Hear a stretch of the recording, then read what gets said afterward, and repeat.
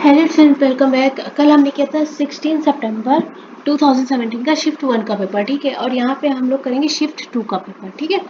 Question हमारे पास available है हिंदी और इंग्लिश दोनों में ही, और उसके साथ जो पीडीएफ मिली उसमें आंसर भी अवेलेबल है, ठीक है।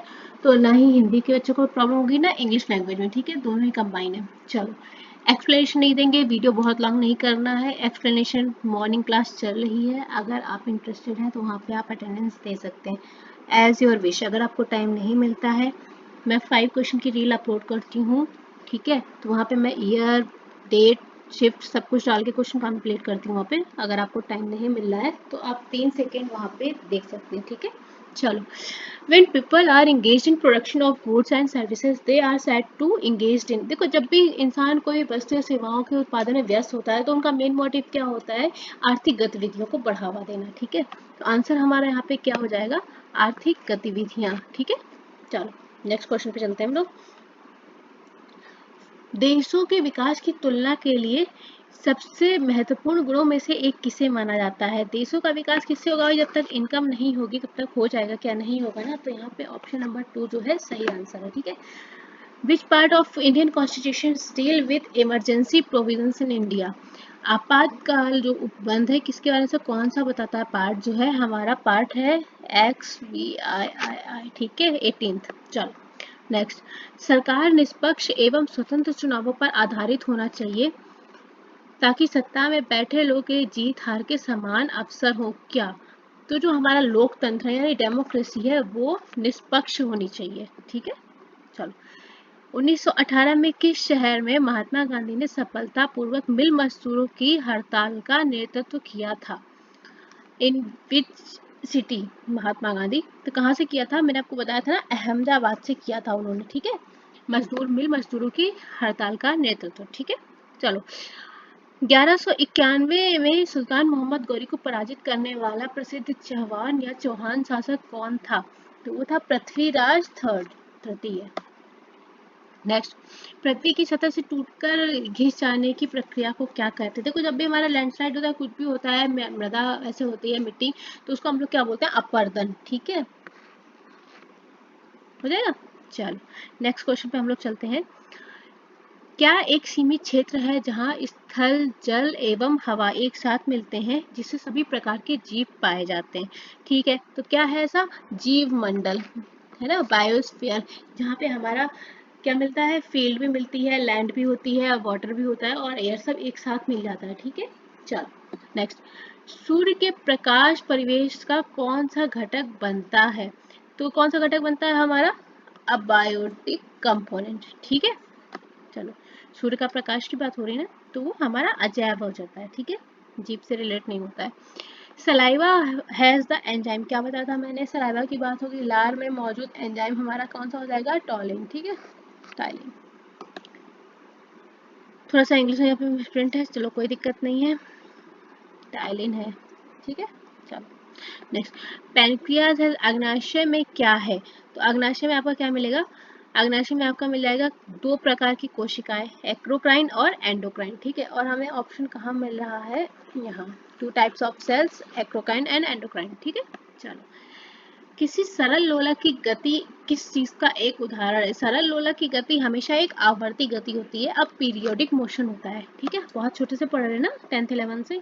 चलो, निम्न में कौन सा विद्युत फ्यूज बनाने की उपयोग की गई तार का एक गुण है?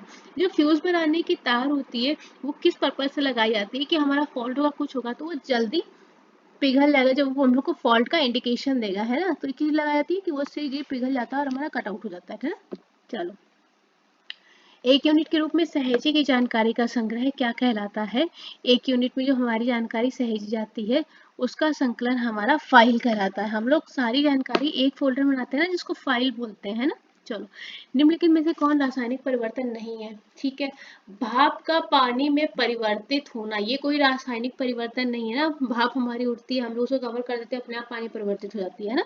तो ये कोई भी रासायनिक परिवर्तन नहीं है, नॉट अ केमिकल चेंज, ठीक है। चलो, नेक्स्ट। विद्युत धन परमाणु किसका गठन करते हैं? विद्युत धन परमाणु की बात होगी, जब धन परमाणु होगी तो उसमें कौन से आयन आएंगे? हमेशा पॉजिटिव आयन्स, ठीक है।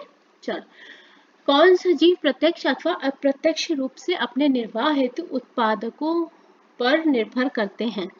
तो ऐसे कौन से जीव होते हैं, तो वो उपभोक्ता होते हैं, यानी कंज्यूमर्स होते हैं, जो प्रत्यक्ष और अप्रत्यक्ष दोनों रूप से उत्पादकों पर निर्भर करते हैं। ठीक है, चलो, राष्ट्रीय पेंशन योजना से जुड़ने की अधिकतम आयु क्या थी? देखो पेंशन योजना के बारे में बता चुकी हूँ। ठीक है, तो कितनी आयु थी? 60 ईयर थी। ठीक है, ऑप्शन नंबर 3। चलो नेक्स्ट, पावर लूम का आविष्कार किसने किया था?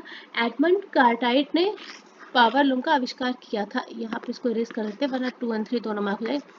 ठीक है, कोई दिक्कत नहीं, यहाँ पे एडमंड कार्टराइट ने किया था। ठीक है, चलो, किस देश को क्रिकेट का जन्म स्थान माना जाता है? लड़के तो इस आंसर को कभी गलत करके ही नहीं आ सकते हैं। किसको?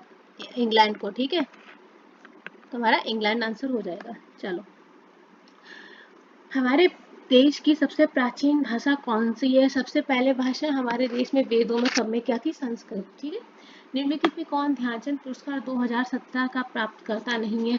उस समय करंट अफेयर का क्वेश्चन था, सबको मिला हुआ था, और पीवी सिंधु को नहीं मिला था। इंडियाज इकोनॉमिक क्राइसिस नामक पुस्तक के लेखक कौन है? Author of book name India's economic crisis, तो इसके बिमल जालान जी जो है।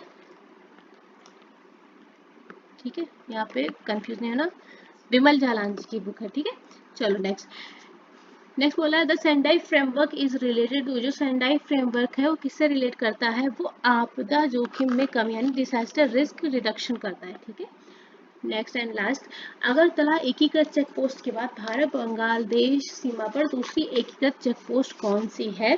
तो वो है हमारी पेट्रोपोल इंटीग्रेटेड चेक पोस्ट। ठीक है, ऑप्शन नंबर 2। तो आपके शिफ्ट के मैंने आपके सारे 25 क्वेश्चन जीएस के करा दिए। ठीक है, हिंदी और इंग्लिश दोनों में ही अवेलेबल है। कैंडिडेट्स इंटरेस्टेड है मॉर्निंग सेशन जरूर ज्वाइन करें। 365 डेज की सीरीज चल रही है अपनी, और सारे क्वेश्चन आए हुए करा रहे हैं PYQ with mention with date, day, year and shift also in Hindi and English both languages. ठीक है, तो अगर आप इंटरेस्टेड हैं तो आप वहाँ पे प्लीज़ ज्वाइन करें, अगर आप इंटरेस्टेड हैं तो। अदरवाइज कोई प्रॉब्लम नहीं है। ठीक है, चलिए, कल फिर मिलेंगे हम लोग इसकी शिफ्ट सी के साथ, और इसी के साथ हमारे 16 सितंबर के तीनों शिफ्ट कंप्लीट हो जाएंगे। ठीक है, थैंक यू सो मच।